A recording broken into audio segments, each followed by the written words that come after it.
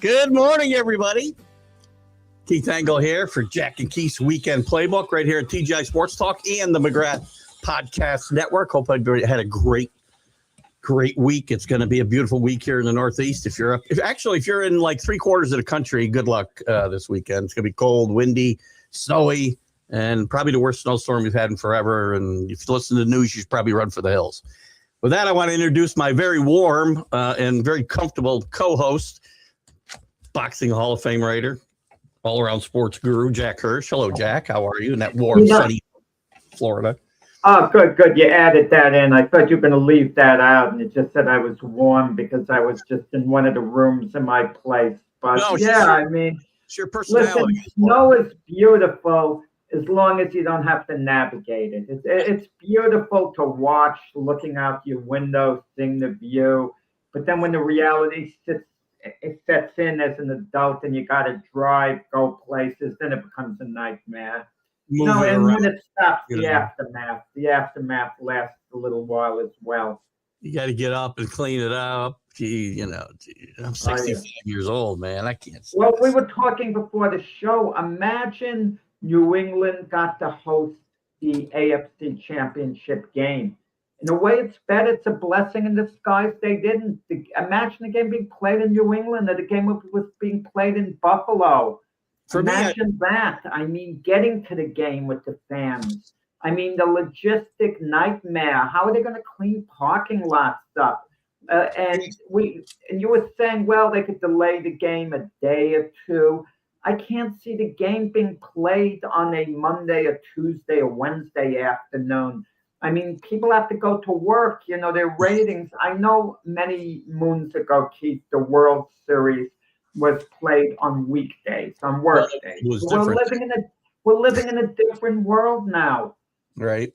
I agree. And, it would be, and we don't have to worry about it because I think the weather in Denver is supposed to be pretty good, I think. So I think we don't need to worry about that, but it would be a logistical nightmare. Me, I like chaos like that, but for the fans, we don't do that vacuum, Even then, the New England fans who were planning on flying to Denver, who are still going to get there. I don't know how the airports are going to be, the arrangements getting to the airport.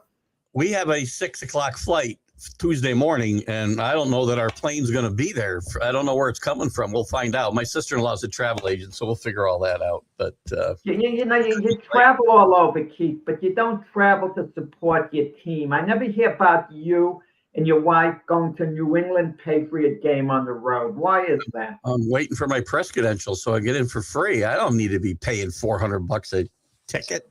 You kidding me? Jack, let me tell you something. In the 80s, from 80 to 91, we had season tickets. For 10 games, we paid $280. I can't get in the building for $280 right now. They wouldn't let me use the men's room for $280. So. Well, let me tell you, when I was in high school, okay, my Jets, the Joe Namath era, were playing. The year after they won the Super Bowl, they were playing a playoff game at home at Shea Stadium against the Kansas City Chiefs. I bought a standing room only ticket beforehand, but I never actually stood. I'd always find a place sitting on the steps in the upper deck. Yeah. Okay, but you're a kid, you do stuff like that. I get to the game, it's a Saturday afternoon, and I'm astonished. Tickets available, regular seats. Why did I get a standing room? I exchanged my standing room seat, and I get a seat behind the end zone. Okay, good seat behind the end zone. It's a freezing, bitter cold day, that particular day. And you see the game in the cold, but whatever. But the idea that tickets were available, the defending Super Bowl champion Jets against the Kansas City Chiefs, who had some future Hall of Famers on that team, highly touted. And it was windy, miserable conditions, but there's nothing like the snow. I mean, the wind affects the passing game. Okay, affects it a lot if there's severe wind. But snow, I mean, snow in itself doesn't get you, except for the footing, and of course, if it's bitterly cold, that's a difference maker as well. It's interesting you said that. Last week's, I think it was the Bear Rams game. Tom Brady was talking about because it was raining, I think, to start the game, and then it snowed a little bit after. But he said the rain and the ice and the cold is worse. Just give me snow. He says snow. Yeah. I can hold the football and a lot better. Yeah. It was everybody would like snow rather than other stuff. So, but for receivers, the snow has a big effect on their. How much was that ticket?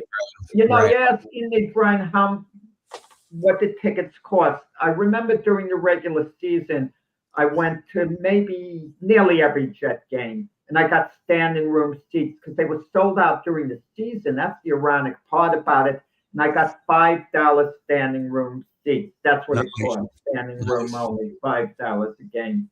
I forgot what it cost for the playoffs. It, was obviously more than that. I probably had to pay in that day and age a big $15 to $20. And that's my $28 a game season ticket. Wasn't that bad, I guess. But anyway, enough about us. We'll talk a little bit here about the Miami-Indiana game to start it off. They'll move to NFL and coaching and playoff game news, real playoff game news, and some Major League Baseball, hopefully today as well. Jack, Monday night we saw, I thought a pretty good game. Miami's defense played really well, but again, couldn't get off the field on some big third downs. A gutsy call by Kurt Cignetti in the fourth quarter with the quarterback draw on 4th and 7 near the goal line. Mendoza doesn't just get the first down, but he gets a touchdown. He was going to kick the ball, called timeout, and decided to go for it. Great ballsy call and great execution by Mendoza. A few controversies after the game, but listen, I think this was a pretty good football game, and Indiana is a damn good football team. I got to tell you, if I got to lose as a Miami fan, I'm not upset losing to the Indiana Hoosiers, or maybe the biggest story in the history of college football. Well, it's always very upsetting when you lose a championship game like that, because it's so hard to get back to that point. But if you can ask me who the game was more important to, I'd say Indiana. The type of season they had, if they weren't going to win the college championship this year, somehow you kind of wonder, would they ever get it? At least Miami had past glories. Yeah. And it was a banner year from the Miami Hurricanes as well. But it was a winnable game for them at the end. A winnable game for the end. They handed, Indiana some points early on. And when they were down 10-0 at the half, you kind of wondered whether Indiana whether Miami would get back in the game. And I know when you're down 10-0, you're technically still in the game. But my thought was, you feel like Indiana went out there and they scored a touchdown, made the first score on a touchdown, went up 17-0. Miami's not coming back. Forget about it. But Miami hung in. They scored first. They made a game of it.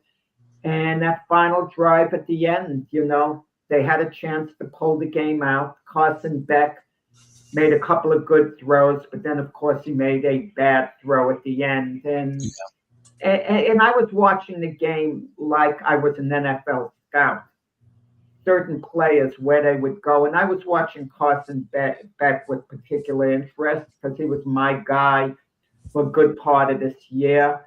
And had he led the Hurricanes to a game-winning drive, winning the national championship, you'd think this guy could be something special. He would go in the first round then. I don't care what you say, Keith still third round. No, he would have been a first rounder, even if it meant falling to the Pittsburgh Steelers. There's no way he would have gotten past the Pittsburgh Steelers in the first neither round. did Kenny Pickett, by the way, just as a point of reference. Neither did Kenny Well, but Pickett. Kenny Pickett never led anyone to a national championship. I'm saying, had Beck done that, Kenny had Pickett he done that, was a better the college player. pressure would have been enormous on a team like the Steelers to pick Carson Beck, and he conceivably would have even gone to the Jets at number 16, the second of their two first rounders. Never. Ty Simpson's got a better shot the first round than Carson Beck, and that's an outside shot. Carson Beck, I don't think hurt or helped himself. He's a back of second round, early third round. That's where you're going to see him get picked, I think. Again, you're right. But now I agree with you. He's more like you do, yeah. But let me just finish. You are right about one thing. There's always one dumb team out there that reaches for somebody, whether it be Simpson, whether it be Beck, whether it be your guy Chambliss, if he ends up in the Chambliss is a must to get for the Jets. An absolute must if he's eligible for the draft later. Not late. I mean, I can understand the Jets are going second overall in the draft. You take Reese, you take Bain, etc. I understand that, but at number 16, he's there. You don't fool around. You don't fool around. That is fooling around, by the way, because he's not the best player available at 16. He's just not. And he's not a guy who's going to. But it's what he's become. Listen, one other thing I took away from this game too with quarterbacks. While Mendoza played really well, he didn't play great. And he is not a guy who's going to step in. He's going to be the first pick in a draft. There's no doubt in my mind about that. He should be. He's not stepping in and leading any NFL team day one. He's a project. He is not a finished product. I look at him as more than a project. I think he can be successful the first year. I mean, there's a certain amount of development that goes with Mendoza, but he'll be fine. He's got to step into the starting role. Mendoza is a battler, much the same way Caleb Williams is. I'll give you that. I love the way he plays the game. I love his attitude. I love everything about him, except he needs to build himself up physically, which he will, and he needs some better mechanics at times. I don't want to hear the physical part of it, that guys aren't physically developed. How many quarterbacks look like him in the NFL? How many? I mean, we heard the same thing about, Devontae Smith coming out of Alabama. He was too undersized. He's not a quarterback. It hasn't worked out that way, him being undersized. Come on. I didn't say he's undersized. He's got plenty of size, but he doesn't have a lot of muscle, if you will. He's got it, and he'll get bigger. That run for a touchdown, how much more physical can you get? When he willed himself over the goal line against a very good Michigan front, You saw him get beat up Monday night. He got beat up pretty good. He hung in. He did. He's a battler. I'll give you that. Can you think that a kid can survive 17 NFL games like that? No, he can't. Not right now. You don't count on him getting beaten up every week. That's anyone. No one is surviving getting beaten up each week. Mendoza has to play. The worst thing you can do for Mendoza is give him a clipboard and have him, sit behind some recycled veteran, who doesn't have a future as a starting quarterback for the Raiders. I'm not sure who's AG? AG. Aaron Glenn is thinking about resigning his position. Wow. Well, that'd be breaking news, but that's wild. I was just all over that. Why would he be thinking of resigning his position? And I don't know what Brian heard this. This is the first I'm hearing of it. Yeah, I'm not finding Unless anything. he feels he's being stripped of certain powers. But what powers does he have anyway beyond coaching? But I guess he was in on the decision making before, and I guess they're going to tell him who he has to have as his quarterback, who he has to have as this, who he has to have as that. My theory is I got news for you, Aaron. When you're 3-14, you don't exactly have leverage. Be happy you have the job. You're 3-14. I don't think this is something that's going to happen. Brian, you might have something. I'm not saying you're wrong, but Brian does like to stir up. I produce a little bit of controversy. See, I know what's going on. Oh, I see between it. The show, we got off to a slow start on this show. Keith talking about ourselves. We're arguing about Mendoza, and it's not people going care about it. I'm trying to shake things up a little bit, our producer. So he's coming out with this rumor that Aaron Glenn is thinking about resigning. If he is thinking about resigning, why would he tell anyone? That's stupid. I have a theory. Stupid. You tell someone I'm thinking of resigning while you're still a head coach of the Jets. Unless he's hoping he gets fired and he could just collect his money, be on the easy street. Let me give you a theory. Be the defensive coordinator again, or what? Let me give you a theory I have. Why, if this is true, which I'm dubious that it's true, I think he probably went to a meeting and he advocated for taking Chambliss at number 2, and he got laughed out of the room, and now he's embarrassed. That's what I think. Well, we don't know if Chambliss is going to be available for the draft, so yes. Oh, that's true. Listen, my fear is this. The Jets at number 16 take Ty Simpson. It's the Jets. That's my fear. Take Ty Simpson. I thought you said Mike Tyson. The kid from Alabama, who has only started 15 games in his career, and his performances, instead of getting better, were actually getting worse. You don't take someone like that. The best thing you do if you're the Jets, if you can't get Trinidad Chambliss, Mendoza will be off the board. Number 1. If you can't get him, you wait until next year. You trade down if you have to. You have 3 first-round draft choices as is. You'll be able, and a number of good quarterbacks are coming out of the draft. So you'll be able to get someone really good next year. But you're liable to get Arch Manning if he wants to come to New York, because you're going to be that bad next year if you don't have a quarterback. I guarantee you. Well, can you imagine history repeated itself? Let's say Arch Manning had a great year at Texas next year, which he might. He's coming along nicely. Then he's eligible for the draft. And the Jets are eligible to draft him. And remember what happened with Peyton Manning. Yeah, he stayed. Archie Sr., Archie, the dad, wouldn't allow Peyton to be drafted. Peyton listened to his dad because he thought it would be a terrible fit, Peyton in New York, under Bill Parcells, all the criticism. But it's interesting what Archie said about his other son, Eli. He said with Eli, it's okay if he played in New York, because he'll allow the criticism to just roll off. It doesn't get to him, but Peyton, the criticism gets to him. Yeah. He takes it harder. So Peyton never wound up going to the Jets. But somehow I get the feeling that Arch Manning isn't the overly sensitive type. You just get the feeling, but I don't know. But if he is the sensitive type, this might not be the market for him. Yeah, they're definitely 2 different personalities, 3 different personalities with Arch. I think Arch will take New York, but what do I know? I really don't know. And it worked out. I thought about it. It worked out. Imagine Eli did go to San Diego.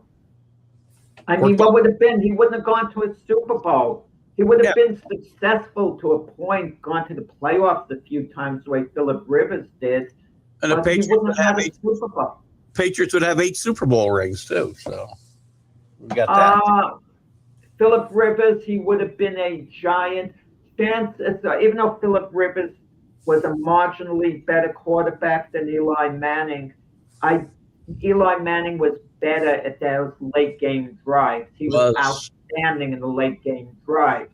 And the feeling is Phillip Rivers wouldn't have led to 2 late game drives. He was outstanding in 2 of them, I can tell you that for sure. So yeah.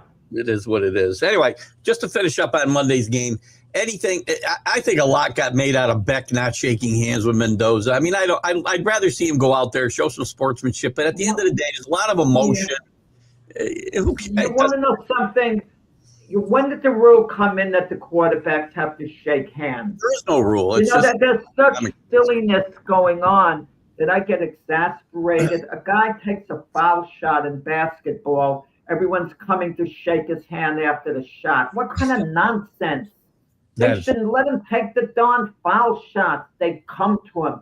It's like people sometimes keep a program like robots. They're conditioned into something. Emotion happens, right? I mean, what wasn't a bigger story and maybe should have been is Mark Fletcher took a swing at Cobb at the end of the game, hit him in the helmet. What was that all about? Nobody knows. Cobb. And then Mark Fletcher he was kneeling down in prayer with the group, leading the thing. It was something going to the quarterback and shaking. The only one who spoke on this is Cobb, and he said all I did was go over and say, great game. And he took a swing at me. And I think it was, again, emotional. They're doing their prayer thing at the end. Mark Fletcher's a classy kid from all reports out of Miami. And it was really out of character. And, again, I think it was just an emotional reaction. He went over and just said, great game, and he took a swing at him? That's what Cobb says. That's the only one we have any reports for. Nobody at Miami's talking about it. This was in an Indiana newspaper on Tuesday. Cobb said, I didn't do anything. I don't know. Maybe something happened during the game, too. Who knows?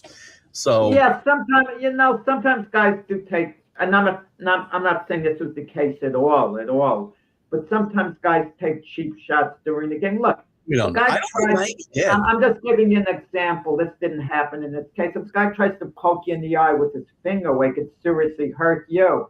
And then he wants to shake your hand after the game. You have every right not to shake the darn guy's hand. I agree.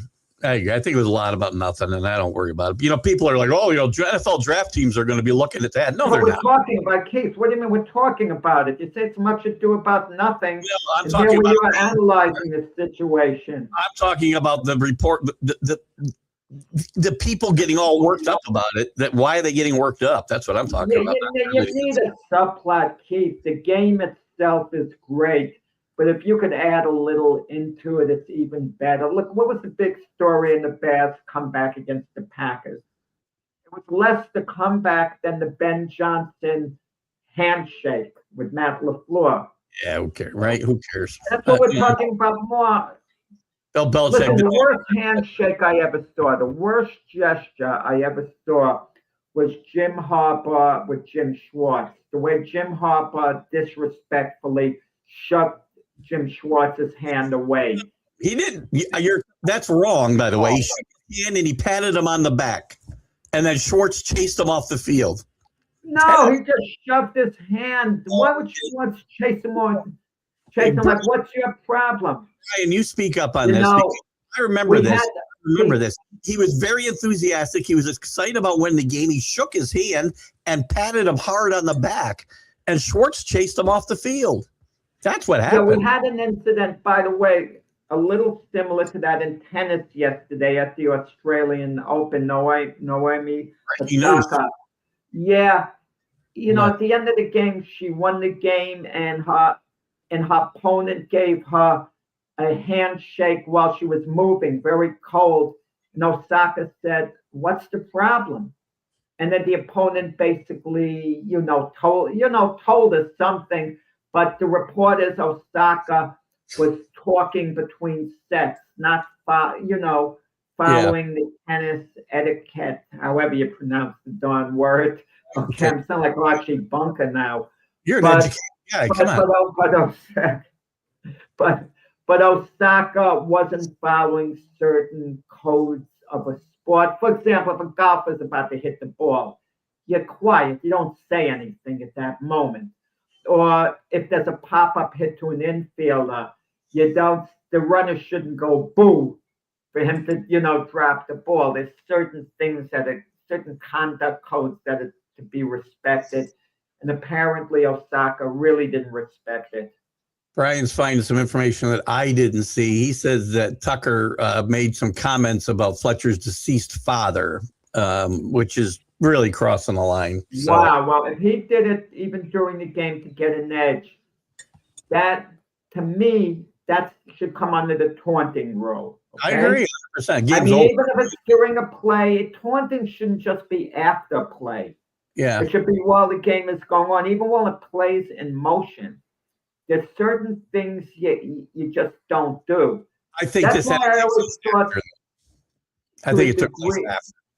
Kevin Garnett would act like a despicable individual at times from things I heard, the things he would say. The same with Gary Payton. There's certain lines you just don't cross. Agreed. You just don't cross. And I don't want to hear like, I'll do anything to win. That's classless for sure. Classless for sure. And listen, I want to give Indiana, mostly I want to give them props. Before I heard this, I would have given them 100%. Now I'm only going to give them about 95. Indiana comported themselves very well in this game as far as they're keeping their emotions in check. Miami was a little, they had a targeting call that should have been called when Thomas hit Mendoza right in the freaking chin with his helmet. That had to be a target. That's not targeting. There shouldn't be a rule. And nobody from Indiana retaliated. To their credit, that could have been a worse situation. And Mendoza got up. To your point about his toughness, he just got up, spit out some blood, and went out and kept playing. So, I thought the officials showed a lot of restraint throughout the game with their non-calls. They did. They were going to let him play, and that was one call though that should not have been let go. Tony never really made a big play, in the game. Fourth quarter, he had a couple of decent plays. But I mean, I'm not blaming him. It's hard, but he was the atomic bomb Michigan. I mean Miami. Excuse me. That you would think that he would break through. You were hoping he would break off a big play, but it didn't happen. But look, the game was there for Miami at the end. Listen, the interception he threw, I mean, he wasn't quite in a situation where he needed a desperation heave. No, that was 40 plus seconds left on the clock. They didn't need to go for there.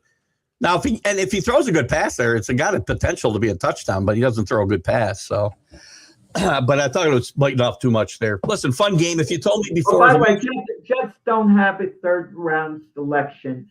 Jets go 2, 16, 33, and 44. Would you take them with the 44th overall selection in the second round? If I was desperate for a quarterback, maybe. No. If you're the Jets, obviously the Jets are desperate. Come on, Keith. I'm not that desperate. I wouldn't take them at 44. Wow. No. Okay, Trinidad Chambliss. No. You take them at 16. No way.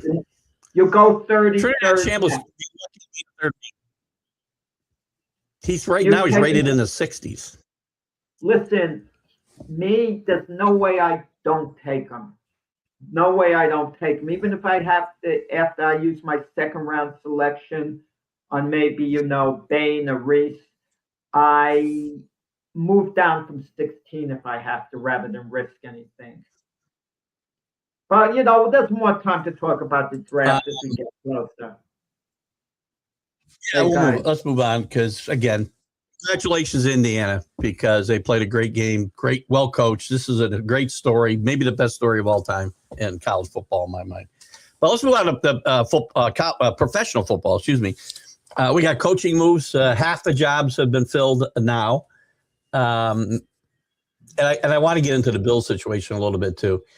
We don't have to dive too deep today into the coaching situations. We can do that. I think you got home runs myself in New York. I think you got a home run in Atlanta. I love Stefanski, and I think it's a great fit in Atlanta.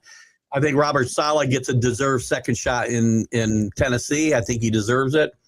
Jeff Hafley has some ties up here locally to Siena and was a coach at UAlbany for a few years. He's well respected, probably a good hire for Miami, going with a defensive coach rather than an offensive coach this time. And Jesse Minter, I don't know that much about, but I like what's happening so far. Any thoughts on these hires?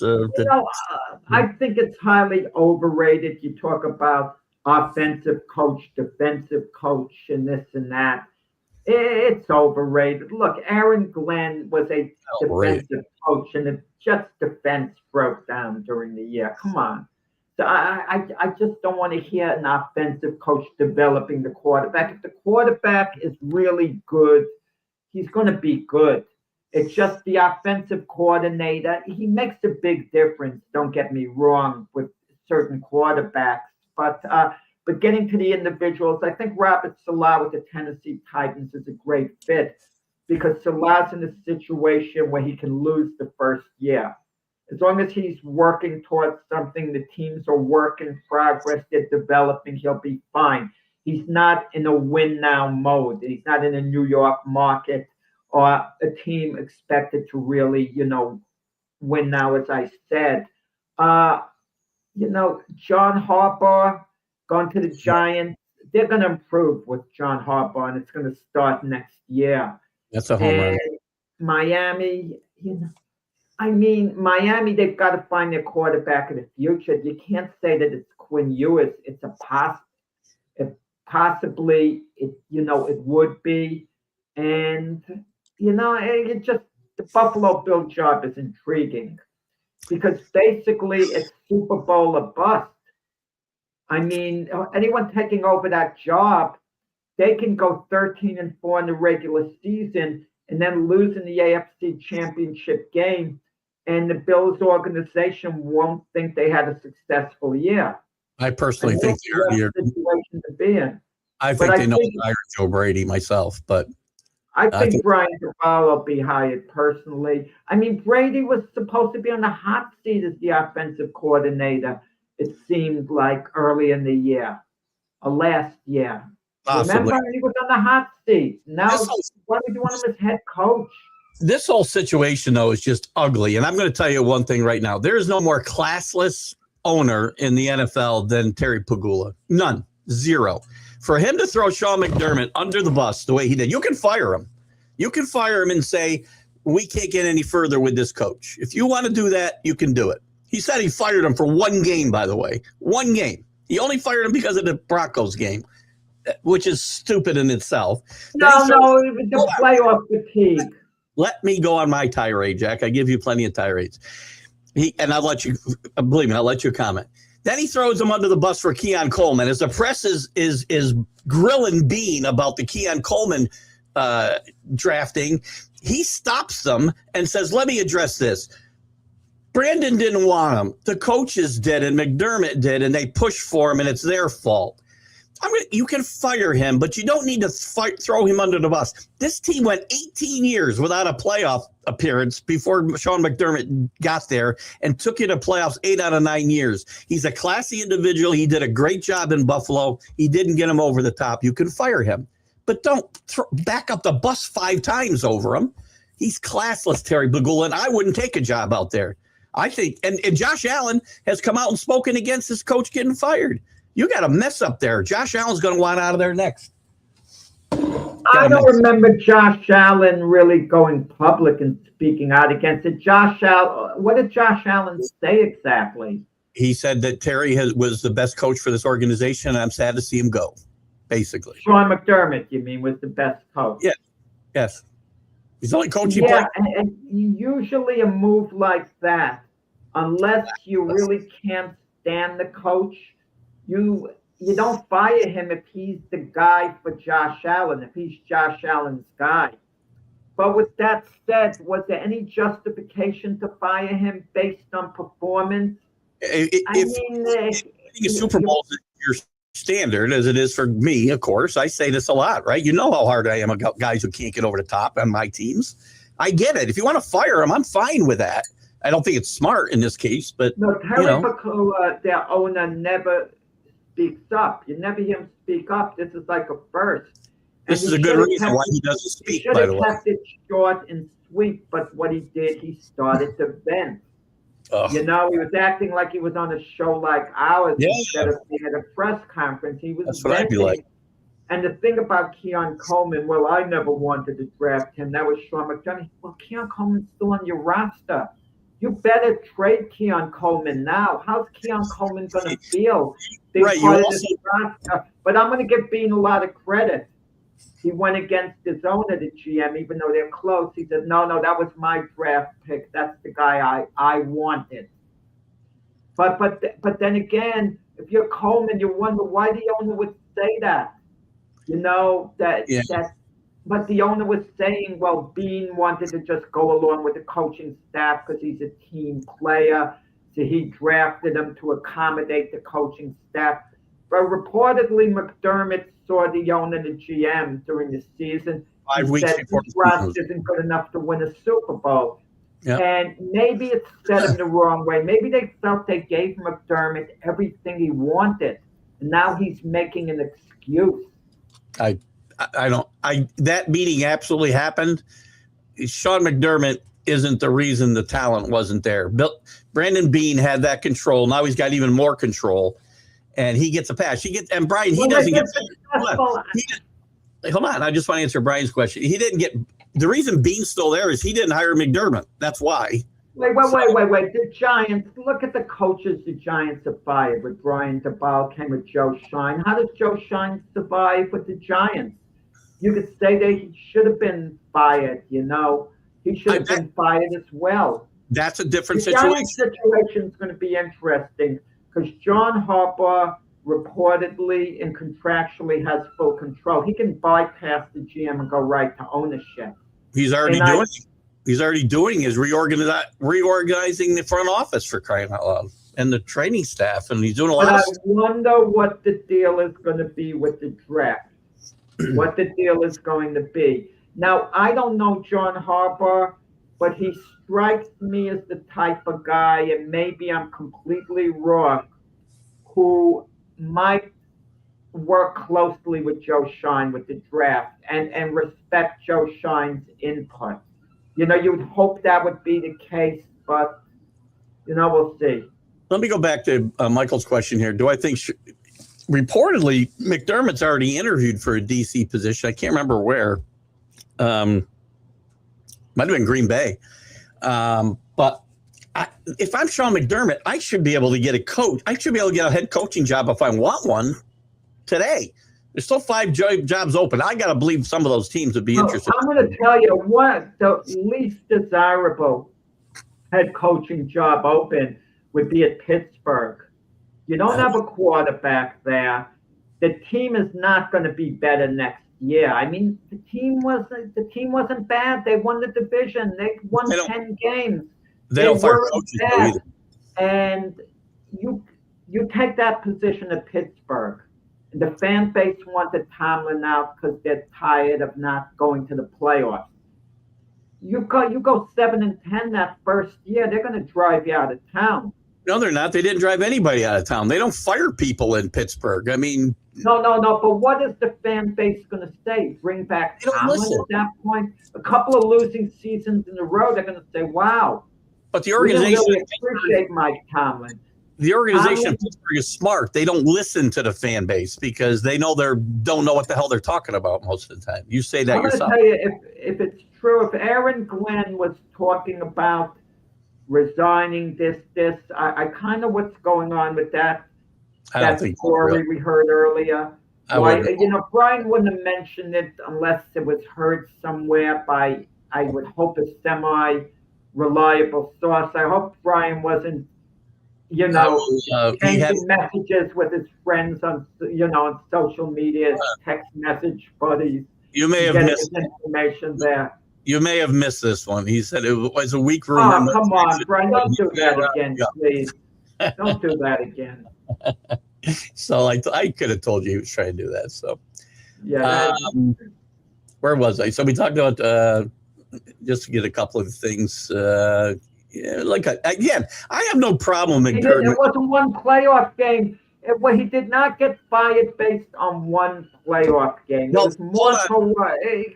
I agree with you. But the owner he literally said during that press conference he was fired because of Saturday's game. He said that. Well, they lost. Had they gone to, if the Bills won the Super Bowl this year, McDermott wasn't going to get fired. That would have been ludicrous. that wasn't going to happen. If they won a couple of more games, he wasn't going to get fired. I mean, the way they lost the game, it was a heartbreaking game.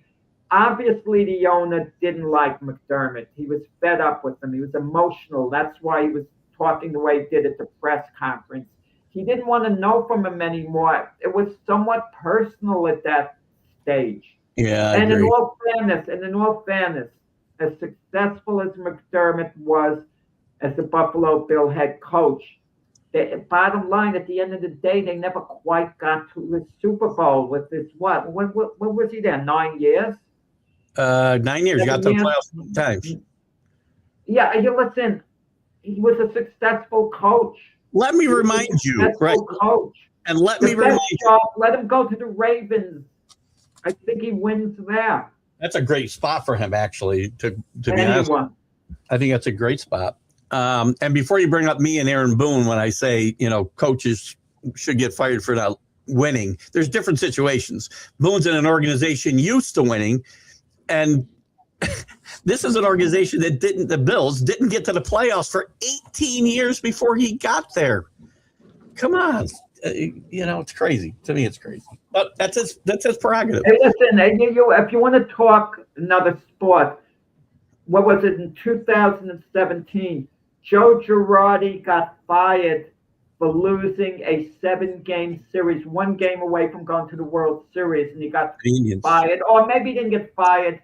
His contract had expired, and they didn't sign him to a new contract. They wanted to move on from him. I was still getting fired. And that's a good way of putting it. Girardi actually never got fired, but of course, if a team doesn't re-sign a coach or manager, the perception is that they got fired.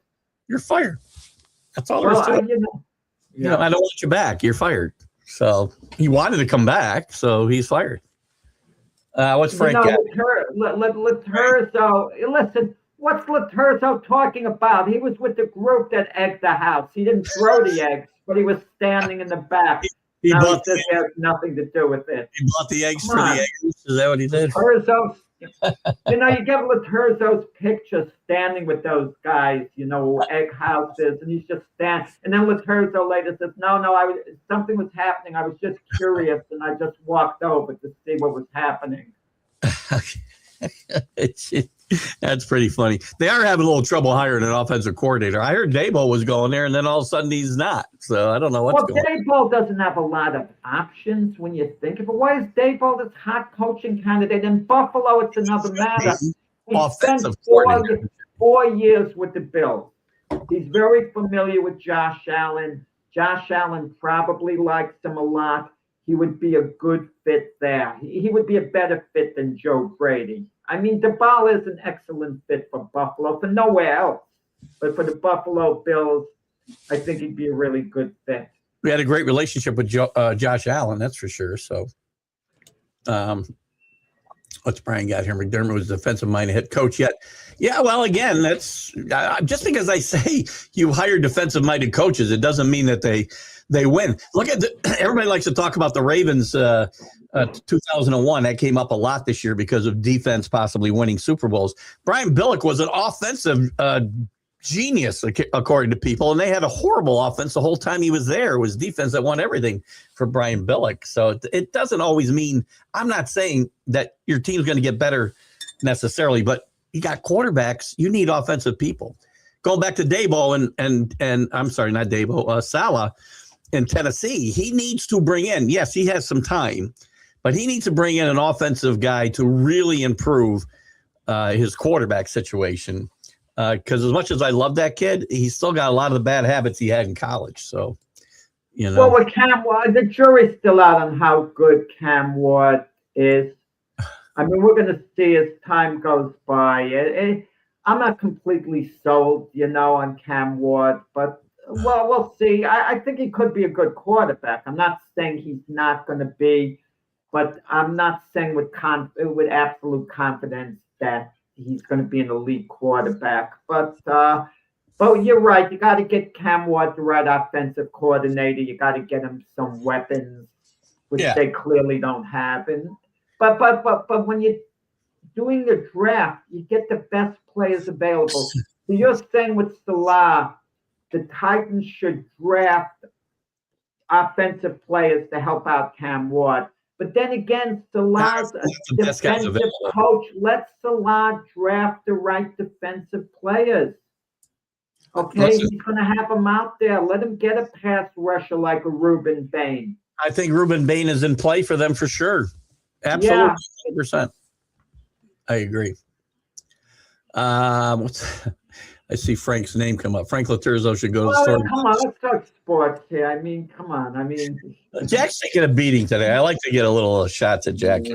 Anyway, let's move on to this weekend's games. As you mentioned earlier, it's probably a good thing the Pats are playing in Denver and not in New England for the sake of fans and players alike. Maybe not my enjoyment, but at least the Patriots and Broncos. Can I give you a long-range pick, Keith?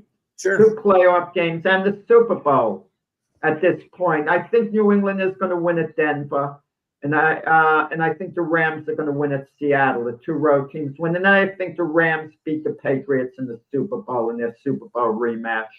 That's what I could see winding up. But the X factor in Sunday's game at Denver, with the Patriots going there, it's going to be the former Patriot, Stidham. Jared Stidham. Who spent a lot of time watching. At what level can he perform at? Maybe he'll surprise us and perform at a very high level because he's been with the team already a couple of years. Yeah. He's been in practice all the time. He's not a stranger to this. I mean, he never quite hit his projected potential as maybe being a starter in the NFL. He was given the opportunity, just wasn't quite good enough to turn the corner. If he was, Denver never would have drafted Bo Nix. They would have had their quarterback. But they looked at him as a guy who was a tweener. He was kind of like another Jacoby Brissett. They're looking at Stidham as very close. That's a good comparison. But Brissett has played a lot of NFL games. Stidham hasn't had a snap since 2023. Well, the difference between those 2 guys is Brissett showed he could manage a game, right? He's never going to win a lot of games for you, but he can manage a game and not, minimize. No, I got a big criticism of Sean Payton. Big.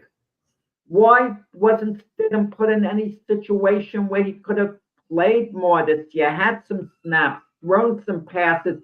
You get your backup quarterbacks ready for this situation. You don't keep them glued to the bench, and then in an emergency, they come in cold. They should have gotten them ready just in case. I don't mean you can't put them in a close game because Bo Nix has to be in a close game. Yeah. But I'm sure Denver had some big leads, or they were far behind, or something like that this year, where Peyton could have gotten Stidham some work that would have been invaluable that he didn't get. Listen, if I had to, and again, I don't expect this to happen, he may play okay. If I had to have a coach to get a guy ready to play, I think Sean Payton's a pretty good choice to do that. So I don't expect Stidham to go out there and absolutely stink up the joint, but I don't think he's going to be good enough to win this game. Obviously, I'm a Pats fan, but the Patriots have played pretty well, and they're going to get an asterisk next to their name and for forever, probably, because they didn't play anybody at full strength. They played bad teams, blah, blah, blah. I'm tired of hearing it. You go out and you beat the teams that are in front of you. They're playing really good football. Their defense is playing as everybody talks about Seattle, and I do too. The defense is playing as well as anybody in football right now. And I think that's what's going to carry the day a little bit here in Mile High. Keep them, and hopefully the offense keeps them fresh so that they don't run out of gas in the fourth quarter in a close game. I don't expect them to blow the Broncos out. Peyton will keep this game close. He'll find a way. I wonder New England's traveling arrangements when they were planning on getting to Denver. They probably left already. Snow didn't begin. They haven't been affected yet. So they would. I mean, the last thing the Patriots would need would be any type of long delay. Well, today would be the latest they were going. We talked about it earlier. Yeah. If they went earlier. Actually, they're not scheduled to fly to Denver until Saturday. Wow. Now, and when's the snow supposed to begin coming down heavily? Sunday morning. Okay, so they can beat it, and Yeah, they'll be out of town. But the Rams Seattle game to me is the game I look forward to more. I mean, I don't know why. I look forward to both games, of course, but what a matchup that's going to be. just real The quick, Rams defense. one last thing before we leave the Patriots. Again, I think this is a huge mistake leaving on Saturday. I would have left like Tuesday to get acclimated to the altitude. Yeah, but you can't get acclimated in one Maybe extra day. It's not going to get you acclimated. I would think it would be better than no days. So, they're not going to get any run-throughs in the altitude till game time. So, anyway. I mean, if you're well prepared and you're completely focused, you could go to the game, get off the plane, and head right to the stadium and put the gear on and play. I mean, really, it's a mindset at this point.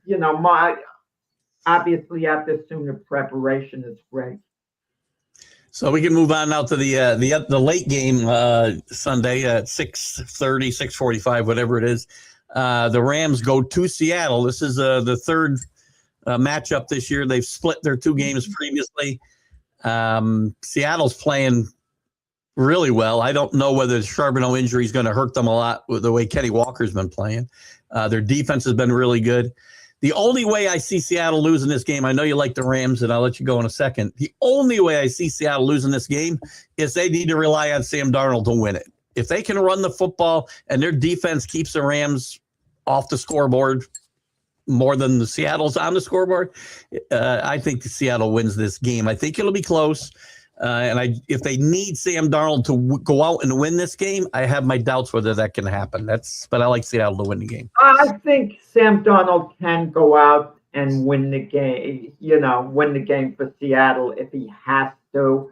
I mean, if he has to lead them on a big drive at the end of the game, he's fully capable of doing it. I have no doubt about it. Yeah, we've seen a lot of that, have we? Yeah, but if you compare him to Matthew Stafford, you'd have more confidence in Matthew Stafford. Let's 100%. Be honest about it. 100%. And I mean, I have more confidence in the Ram offense overall. Nakua, okay, and Devontae Adams, and there's a bit of a story. Cooper Kupp though for Seattle.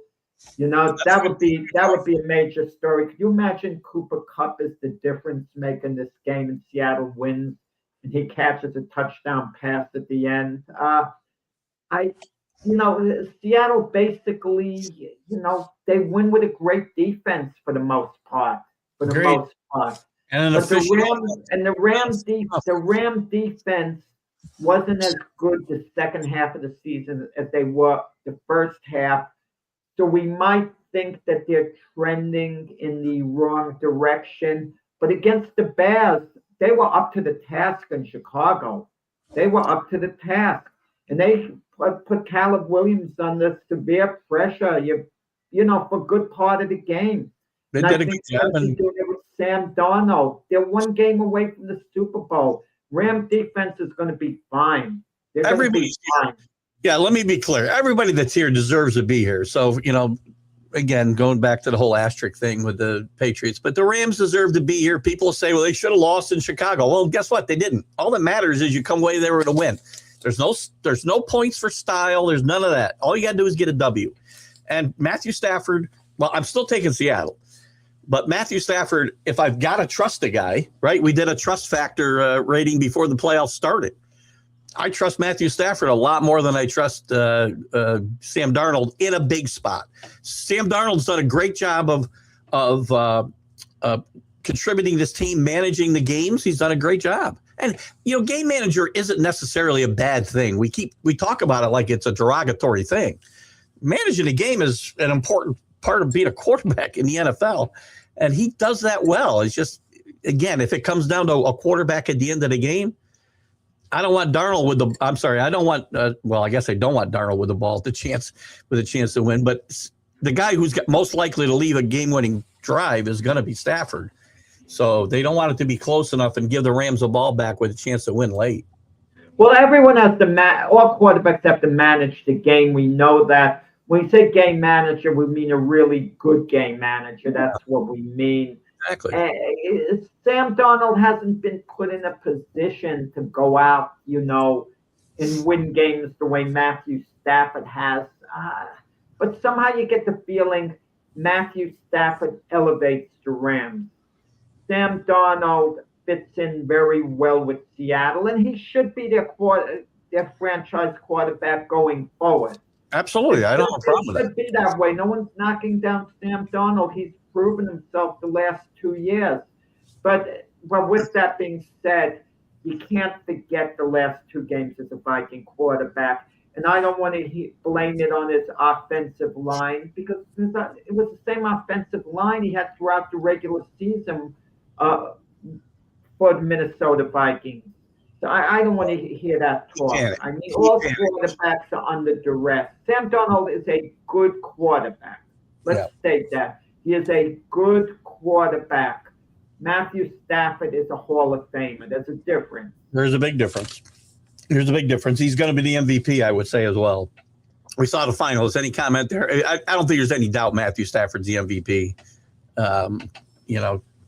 The numbers are there, and also what about Drake May? What's that? Drake May will probably finish second in my mind. Allen's a finalist. Who else is a finalist? It depends how you look at it. With Buffalo didn't win their division. They had an off year, 12-5.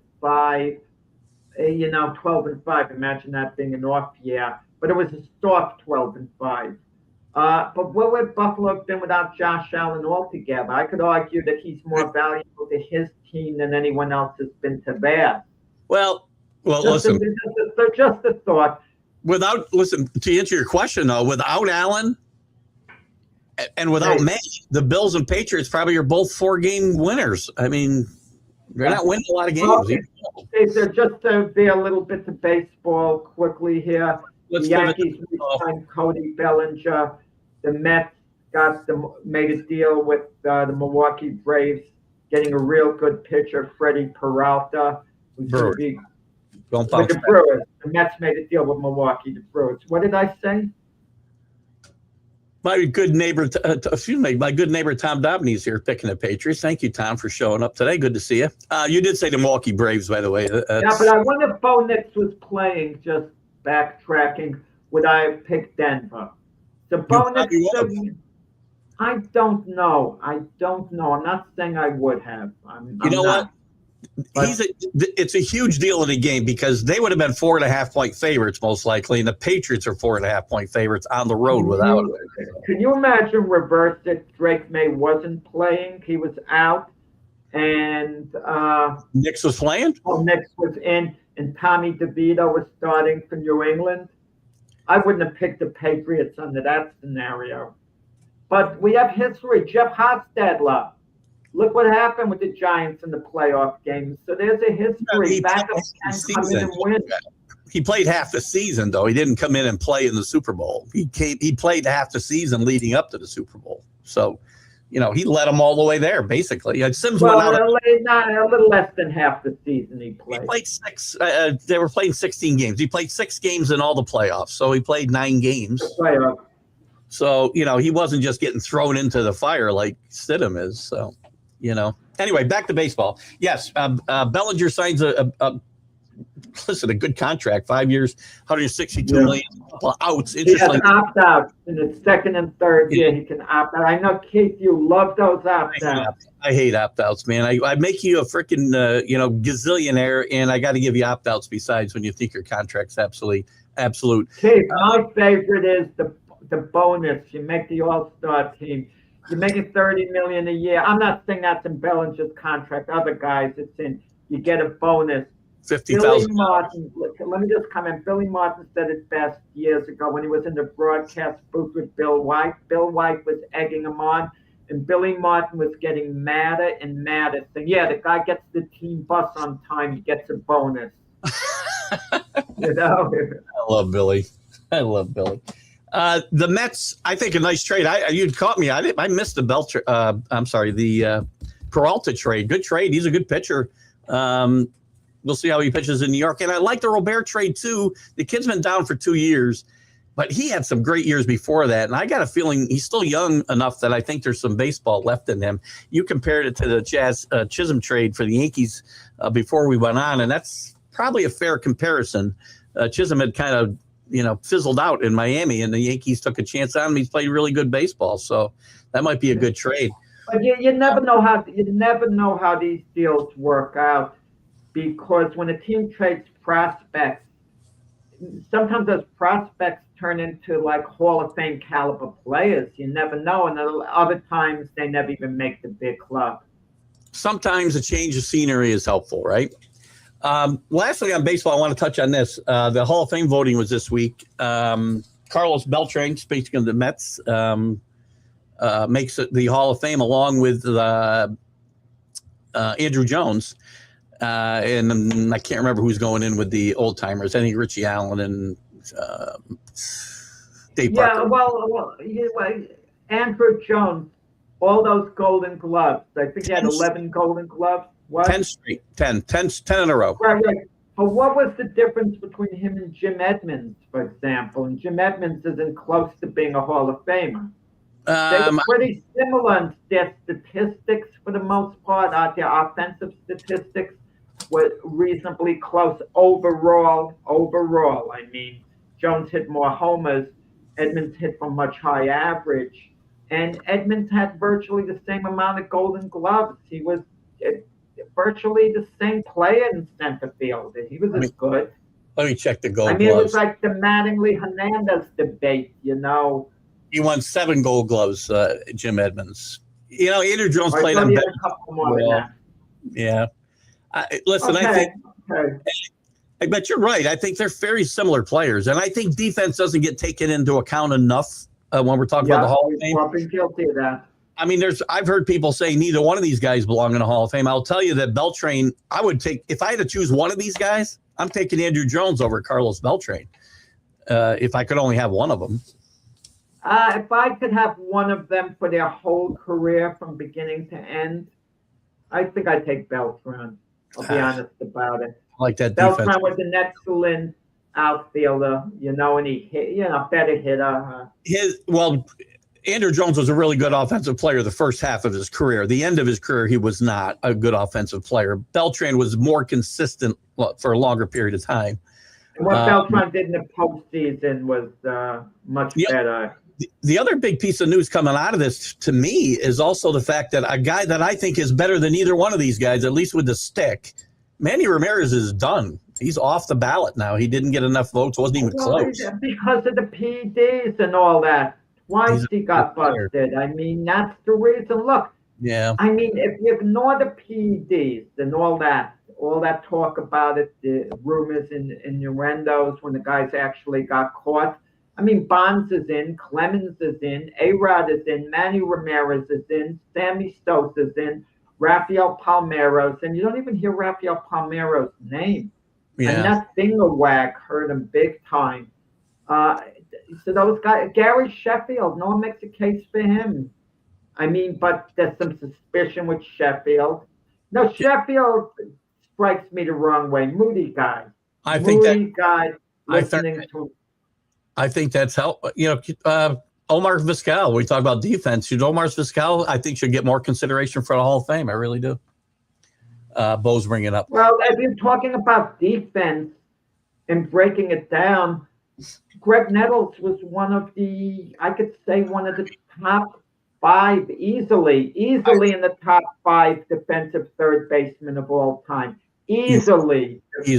Top 5. I've made this argument for a long time. Well, you can even place them number 1 if you wanted, even though most people give an edge to Brooks Robinson. He's not number 1. He's in the top 5. Right. And that made he's not even in Monument Park with the Yankees. That's a crime. That's a crime. What a joke that is. Don't they realize what's going on? He's never getting the Hall of Fame. The last time I went ballistic on this is when Scott Rowland got in. If Scott Rowland's in the Hall of Fame, there's no way Greg Nettles doesn't belong in the Hall of Fame. I'm telling you right now. I'm he's not in Monument Park. The Yankees could take care of it. Have a day for Greg Nettles, put him in Monument Park, and put Roy White in Monument Park. We'll run out of room. We put every single player who played in the 90s in Monument Park. Everybody's there. The ball boys in Monument Park for that team. I mean, it's a disgrace. It's an embarrassment. I agree. And not only that, it's an insult to Yankee fans like myself who witnessed Nettles and Roy White play those years. Also, speaking of the Yankees, a guy we talk about a lot when we're talking about the Hall of Fame is Andy Pettitte, and he did make a little move. He's been moving up significantly. He got to 48% of the vote this time. He's got 2 more shots. Guys who get to this point often. Andy Pettitte wasn't a Hall of Fame caliber pitcher. He was tremendously respected. Well, he wasn't. Wait a minute. I got timeout. I have to call you out on this because you say that if he spent his entire career with the Yankees, he'd be a Hall of Fame candidate. Only because he would have more total victories than any other Yankee pitcher. Well, what's that got to do with the Hall of Fame? Wait. It has a little. Listen, these things add up. It's going to be the same. His resume is the same, other than he's not the all-time Yankee win leader, right? I mean, if he stayed with the Yankees the whole time, and I agree with you, he'd have a better shot. He belongs in now too. He only played with 2 different teams. I'd like to take the naked eye test, Keith. Andy Pettitte, you take a staff of aces. You put him on the Red Sox with Pedro and Schilling. He's clearly number 3, not even close. Not even close with Roger Clemens.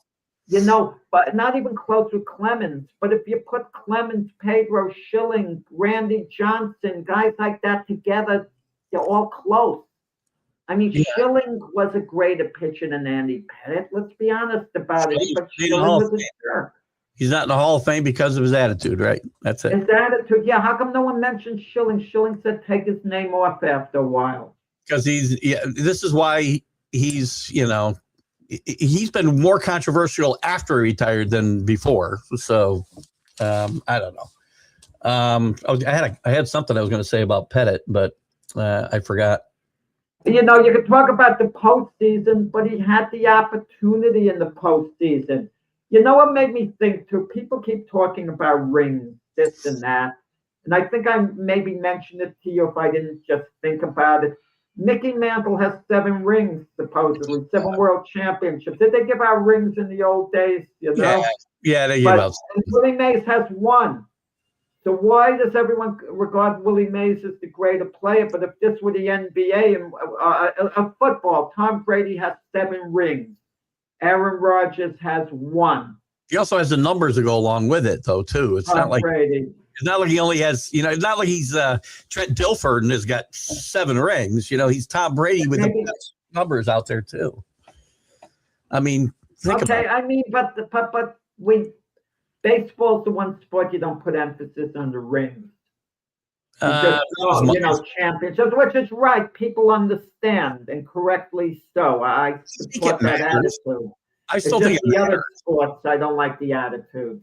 Mickey too. If Mickey was obviously, if Mickey stayed healthy, I think he would have had every bit of the career that Mays had. I think you'd look at him the same way. Well, I remember, Mays got the separation the last 4 years of Mickey's career where he was broken down, beat up. But I was astonished not that long ago. I took a peek at Mickey Mantle's final years because I heard an old interview. Mickey Mantle said, all I did was walk at the end of my career. They would keep walking me. And I looked and I said, man, this guy, what was he, leading the American League in walks when he was washed up? Yeah. And now today, that would count for something big with analytics. Well, Mickey's getting on base still. Mickey regretted playing that last year, even though he got his 500th home run, because it took him under 300 for his career, too. So, yeah, well, kind of sad. Anyway, we went a little over today, but a lot of stuff to cover. Speaking of the Super Bowl, Jack and I I'll be away the next couple of weeks. Jack's got some stuff going on this coming Friday. We'll be live on Monday, but then we'll have a couple of tape shows. But the Friday before the Super Bowl, we will have a Super Bowl related show, and we'll talk about that. Maybe the Hall of Fame in the NFL we'll talk about a little bit too on that Super Bowl show. But we got some other good shows for you to fill in the gaps as well. Check out Jack tomorrow on the debate show, which is always good with him and Brian and J Mark. Jesus Christ. James Martin. And I'll be back Sunday with the Sunday Stream of Consciousness. And you guys, if you're in the Northeast or you're anywhere in the snow path, which is about 200 million people, everybody but Jack is in snow danger this week. You guys be safe, be smart, and just watch some football and have some fun. Jack, great. Come on, let's finish up the talk, Keith. I got to get to the pool. I mean, come on, the outdoor pool hangout. I got to go warm up the snowblower. Jack's going to the pool. All right, cool. Hey, guys, have a great weekend. We'll see you Monday. Bye-bye.